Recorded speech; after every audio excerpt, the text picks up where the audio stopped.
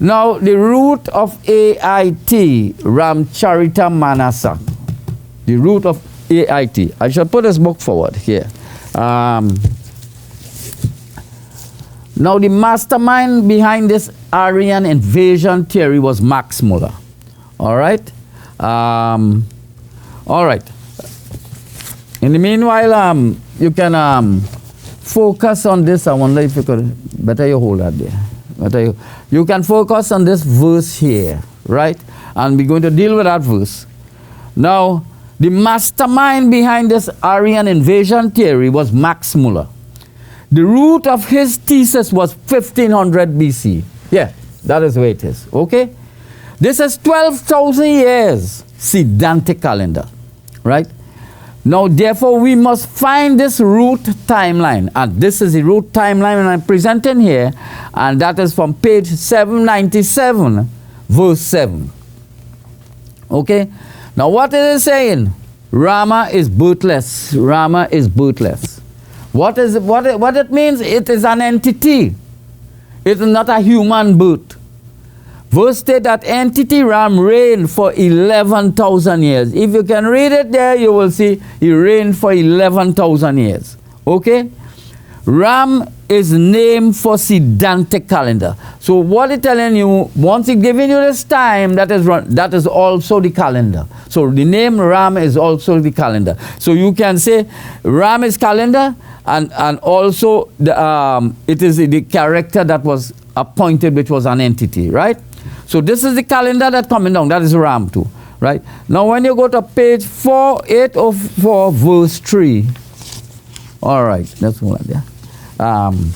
When you go to page 804, verse 3, verse states that Ram would rule for yet another 1,000 years. If you can focus on this this part here, right?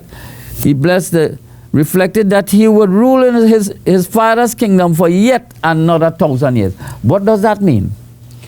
You have 11,000 years added to 1,000 years. How much is that? 12. That is 12,000 years. So we're talking here from 11,000 years. And you add another 1,000 years, you reach 12,000 years when he left to come back to Ayodhya. This is root of timeline of Max Muller for Aryan invasion theory. Now, how did pundits and historians did not see these timelines? How they didn't see that? I find these things very clear. So what I say, blind and dumb people reading these scriptures, they have to go back and examine their head or examine their eye, because these things are very, very clear, right? Now, literal history, Bible and Ramcharita Manasa are two books of literal history of Ram. He was discoverer and inventor.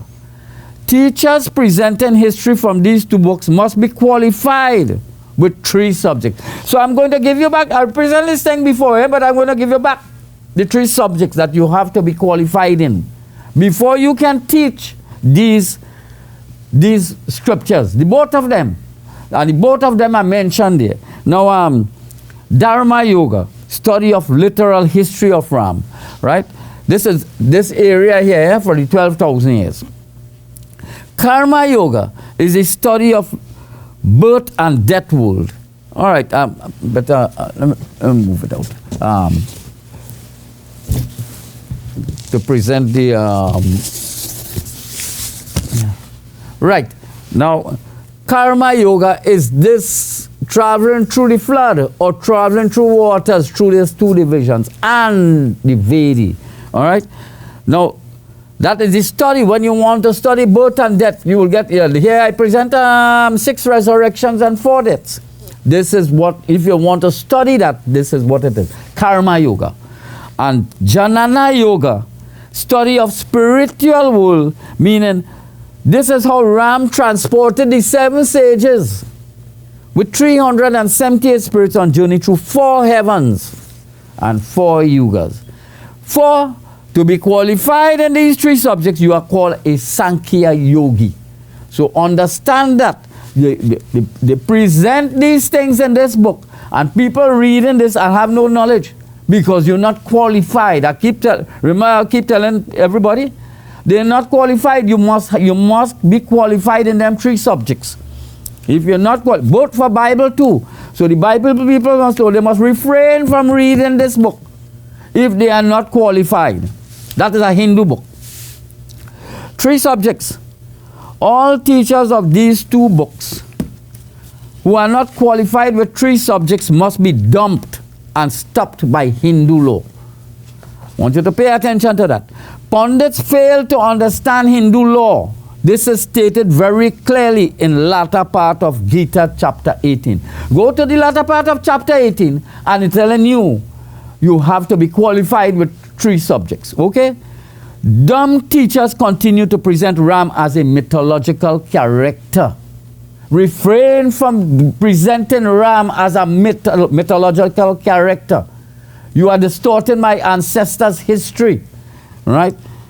Pastors jumping on stage as if under a chokehold, quoting from Bible, yet presenting a vision and illusion of that which is not written. This is symptom of mad and deranged characters. These characters on the stage, in front of the pulpit, are mad and deranged characters. I'm telling them that. Because you're behaving like somebody choking you on the stage and you don't know what you're reading. To teach Bible, you must have 3 subjects. This is Hindu law. Bible is a Hindu book. History books. Christian historians and church present Columbus and Marco Polo as discoverers. They were thieves, looters, and murderers. These stink scums entered foreign lands to disrupt peace and create havoc. This false history peddled by historians and church must be dumped and replaced by literal history of Ram in these 2 books. Ramcharitamanasa and Bible. These are the literal history of Ram. These are the books that have to replace all these stupid books that the Christian present.